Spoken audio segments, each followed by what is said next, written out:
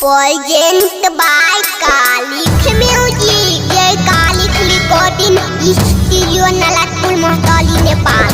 बोलो सियावर रामचंद्र की जय। इंजन बाई छबीरा लाज कुशवाहा। लौटा हमर लौटा बाबा बाबा गुरु दीनानाथ सुतल बाबा लगई छाऊ दयपुर में। सुतल बाबा लगई छाऊ दयपुर में। बेटा यहाँ फसल बाबा तोहर बाबा बेटा हो। अपने तू बैठला उदयपुर में। लौटा हमर लौटा बाबा लौटा गुरु दीनानाथ लौटा गुरु दीनानाथ। बेटा तोहर फसल हऊ यहाँ में हो। बेटा तोहर फसल हऊ यहाँ में हो। लौटा हमर लौटा बाबा लौटा गुरु दीनानाथ लौटा हमर लौटा बाबा लौटा गुरु दीनानाथ लौटा हमर दीनानाथ लौटा गुरु दीनानाथ। बेटा तोहर फसल हई हमें हो। अपने त सुतल बाबा लगई छाऊ दयपुर में।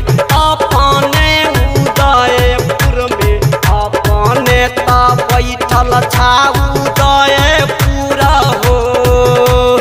लगई छै जोगिनिया ता बाबा हमारा मारतई हो।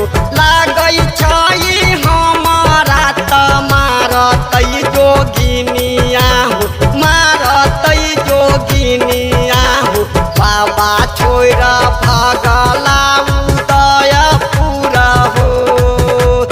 लौटा हमर लौटा बाबा बाबा गुरु दीनानाथ बाबा हमर दीनानाथ। अपने त बैठला उदयपुर हो। अपने त बैठला उदयपुर हो। हम बाबा कनै छिया बैठ के हम इहाँ हो।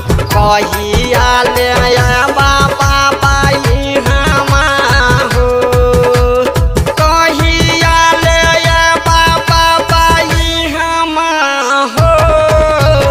लगई छाई मार देतई हमारा जोगिनिया हो। लगई छाई मार देतई हमारा जोगिनिया हो। केना कके रहबै ना राजापुर में। केना कके रहबै ना राजापुर में। केना कके रहबै हम दुनिया में।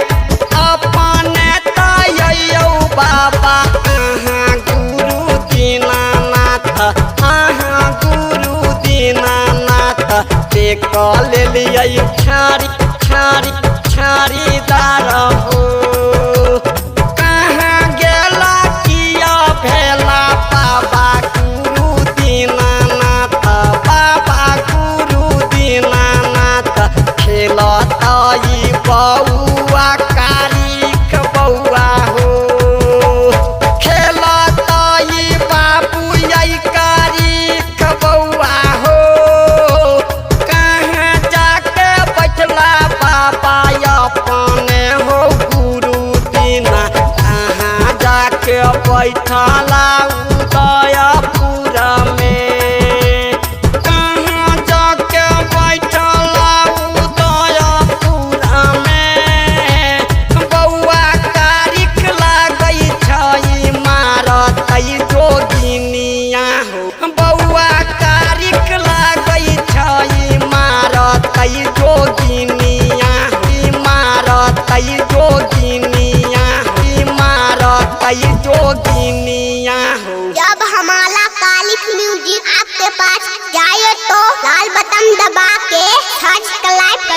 घंटी के निशान दबाना ना भूले ताकि हमारा ऑडियो वीडियो सबसे पहले